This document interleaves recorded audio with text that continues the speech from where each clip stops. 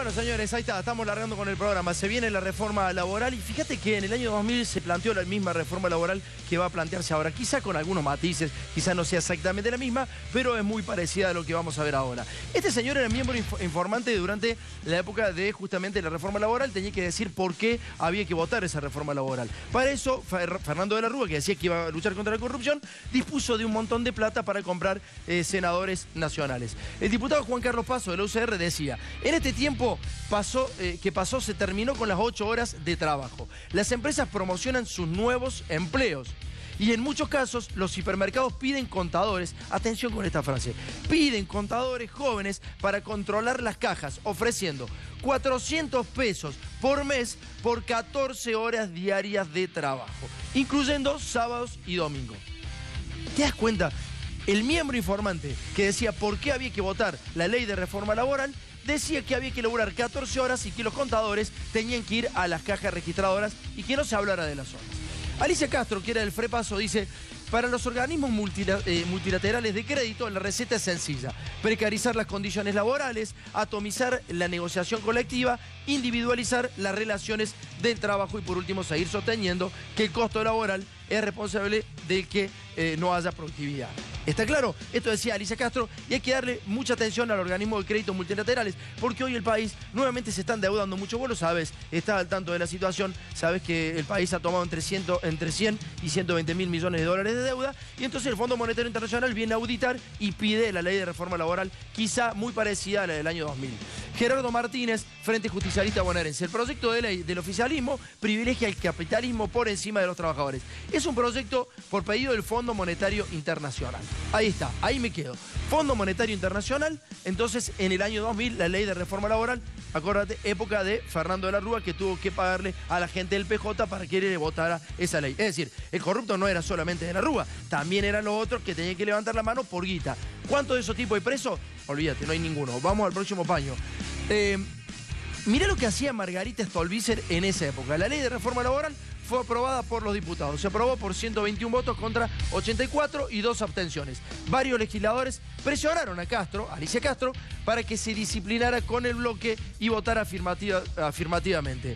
Una de ellas fue Margarita Stolbizer, que le dijo: tenés que respetar la decisión del bloque.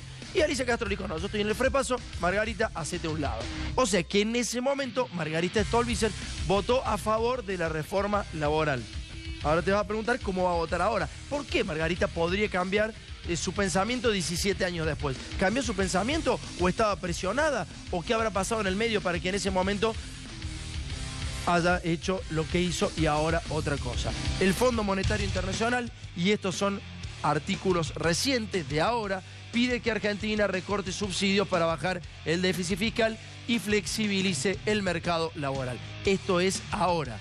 Lo que viste recién es de la anterior reforma laboral, cuando el Fondo Monetario Internacional pedía exactamente lo mismo. Fíjate otro artículo: Fondo Monetario exige avanzar con la reforma laboral. El FMI sugiere dotar de mayor flexibilidad el mercado laboral para afianzar la inversión privada. Y dame el último paño, por favor. Guiño del FMI a las reformas que presentará Macri. Los técnicos del fondo dijeron que las reformas impositivas son urgentes. ¿Queda algún paño, Jorge? Uno más. Vamos, el Fondo Monetario Internacional llega a la Argentina para auditar y analizar las futuras reformas que lanzará el gobierno. Nunca nos fue muy bien con el Fondo Monetario Internacional, no te lo voy a explicar. Estos tipos se nos meten en nuestro país y te fijan las políticas en base a tu endeudamiento, al nuestro endeudamiento y cómo lo vamos a agarpar. Entonces, ellos, para poder garantizarse que nosotros le vamos a agarpar el endeudamiento que hemos tomado, lo que hacen es fijar las políticas de Estado para que sobren recursos y puedan afrontar esa deuda que estamos tomando. ¿Se entiende cómo viene la mano? Bueno, vamos a repasar un poquito qué pasaba en el año 2000 con la ley de reforma laboral. Dale. Durante los primeros meses del año 2000, igual que ahora, por orden de los organismos de crédito internacionales, el gobierno de la Alianza impulsó una reforma laboral que fue convertida en ley y se transformó en uno de los mayores escándalos de corrupción política en la historia de nuestro país. La ley Banelco, en principio, lo que tenía que era una ley que pedía el Fondo Monetario Internacional. La reforma de flexibilización laboral establecía un claro deterioro de las condiciones de trabajo. Uno de los puntos más importantes era un periodo de prueba de 3 meses que se podía ampliar a 6. Además, la descentralización de los convenios colectivos colectivos y la creación de una unidad de arbitraje obligatorio para pactar los convenios. Ahí lo que quiso hacer de la Rúa es demostrar que tenía autoridad para imponer una ley que, de toda la flexibilización laboral que hubo en los años anteriores, era la primera vez que alcanzaba al derecho colectivo de trabajo. Esta es la presencia masiva para repudiar no solamente esta ley, que es para joder a los trabajadores. La ley recibió media sanción en diputados, con los votos de radicales y aliancistas, y luego el Senado la convirtió en ley con el sorpresivo apoyo de senadores del PJ. Yo fui elegido para terminar con la corrupción y ya ningún funcionario va a robarse impunemente el dinero que estamos ahorrando con tanto esfuerzo. Después del sorpresivo apoyo de opositores, Hugo Moyano dijo que el ministro de Trabajo, Alberto Flamarique, había reconocido coimas en la aprobación. De allí que la ley fue denominada Vanelco. Dije lo que había expresado el ministro de Trabajo en una cena que tuvimos. Cuando yo le dije que en el Senado había mayoría peronista, que la ley no iba a pasar, él me dijo, para los senadores tengo la Vanelco. Al poco tiempo, el escándalo de corrupción denunciado por Hugo Moyano y reconocido por propios senadores peronistas desencadenó en la renuncia del presidente del Senado, Carlos Chacho Álvarez, y el debilitamiento del gobierno de la Alianza. Presento mi renuncia indeclinable al cargo de vicepresidente de la Nación. Lo hago para poder decir con libertad lo que siento y lo que pienso. Años después, el ex secretario parlamentario de la Cámara Alta, Mario Pontacuarto, confesó que se había repartido el dinero entre los senadores peronistas. El arrepentido relató que la misma noche que se sancionó la ley de la reforma laboral, fue al departamento del senador Cantarero y le entregó el dinero que se repartiría entre la bancada peronista. En total fueron 5 millones de dólares repartidos en coimas que el propio Pontacuarto había retirado de la CIDE. ¿Quiénes son los máximos responsables de los sobornos en el Senado? Los máximos responsables son quienes tenían la responsabilidad de conducir el país, tomar decisiones políticas en ese momento. El presidente de la Rúa es uno de ellos. El jefe de la CIDE también tiene una responsabilidad muy grande porque en ese momento fue de donde salió el dinero para pagar. Yo retiré los 4.700.000 pesos desde la CIDE. Luego de que los organismos de crédito internacionales no tuvieron más influencia en las políticas de nuestro país, la ley Vanelco fue derogada en 2004. Hoy, a 17 años de aquel episodio, Argentina volvió a tomar créditos del Fondo Monetario Internacional y otros organismos internacionales, y casualmente se plantea de nuevo una reforma laboral. Ya en un ratito vamos a ver cuáles son los resultados de esa reforma laboral. Es bueno saber, es bueno conocer el pasado para saber cómo puede ser el presente también. Puede ser igual o no, pero te estamos contando cómo fue la reforma laboral en el año 2000. Miguel, ¿cómo andamos? Buenas noches. Buenas noches, Tomás. La ley Vanelco, que es del año 2000, fue pedida por el Fondo Monetario Internacional.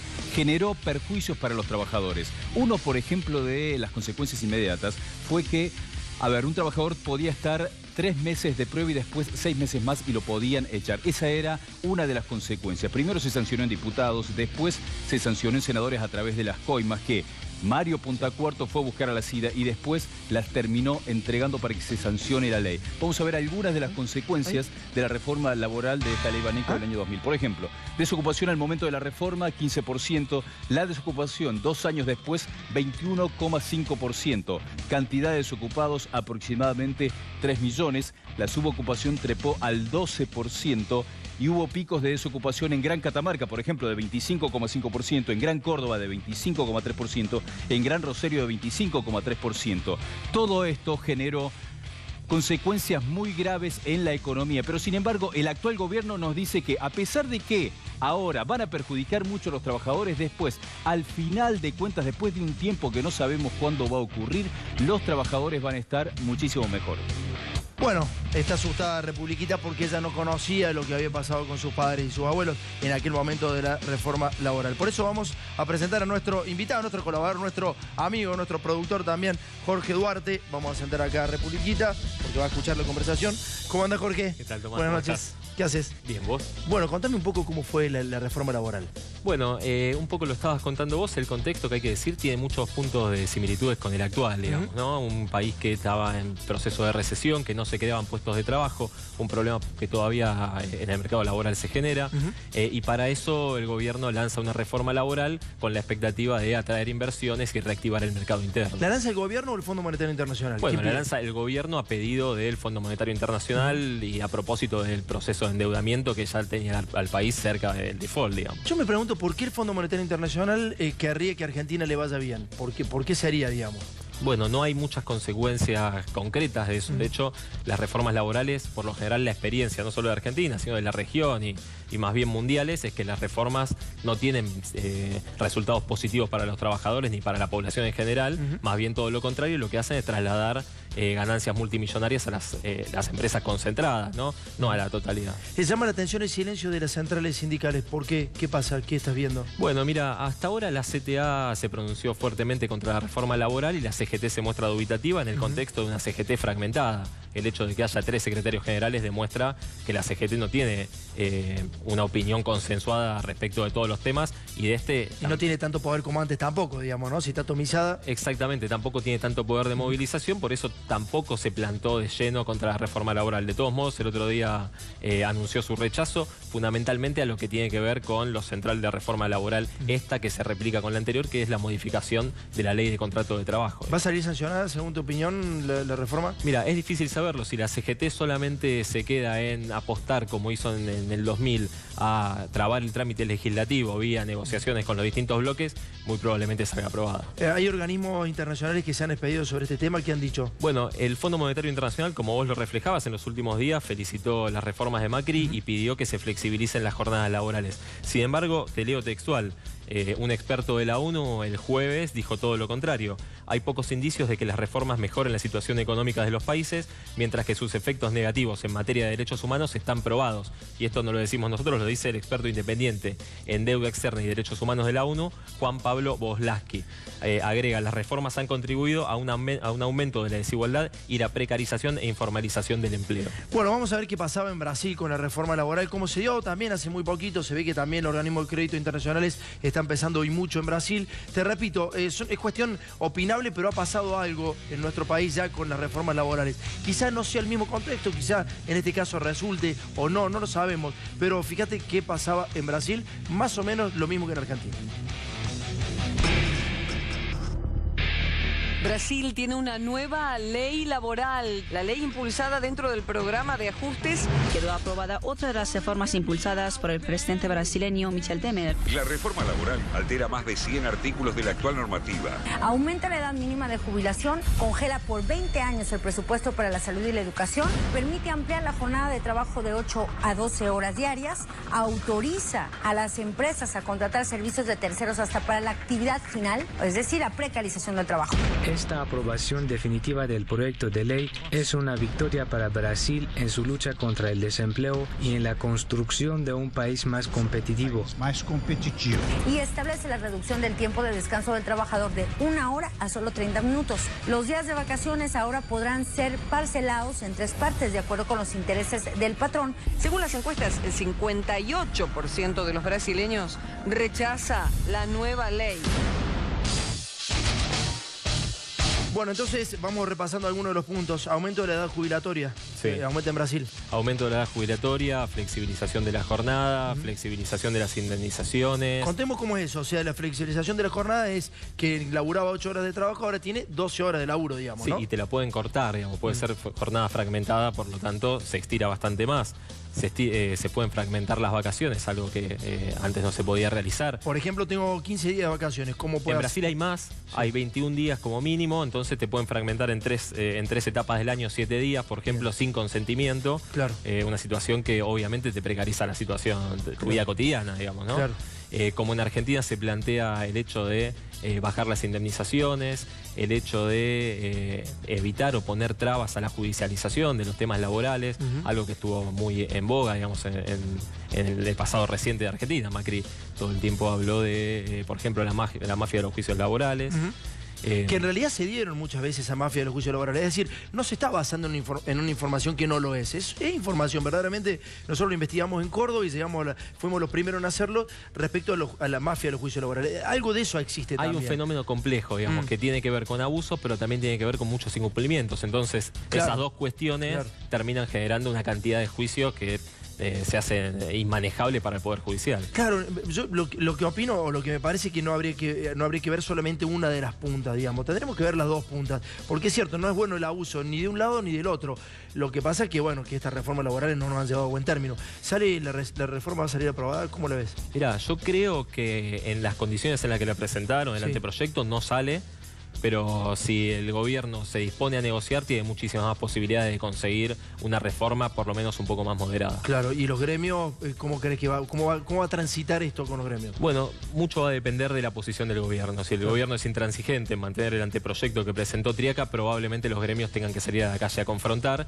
Si el gobierno se dispone a hacer algún tipo de negociación, probablemente encuentre un sector del sindicalismo más dispuesto a pactar, digamos. Invitamos a varios gremialistas acá y se cagaron para venir, ¿no quieren hablar? Bueno, por decirlo de alguna manera, no vinieron. Es la forma, es la forma que hay que decirlo, porque además te encargaste vos de esa producción, sabemos que sos muy buen periodista, sabemos que sos especializado en el tema y la tenés clara, y bueno, los muchachos no quisieron venir. Bueno, están con un perfil bajo porque están en plenas negociaciones, digamos, ¿no? Bueno, llamémosle de esa forma. Llamémoslo así. Gracias, Jorge. Muchísimas gracias. Por favor. Te dejo con Republiquita, te va a hacer un par de preguntas para tranquilizarla. Por favor. Gracias, Jorge. Muchas gracias.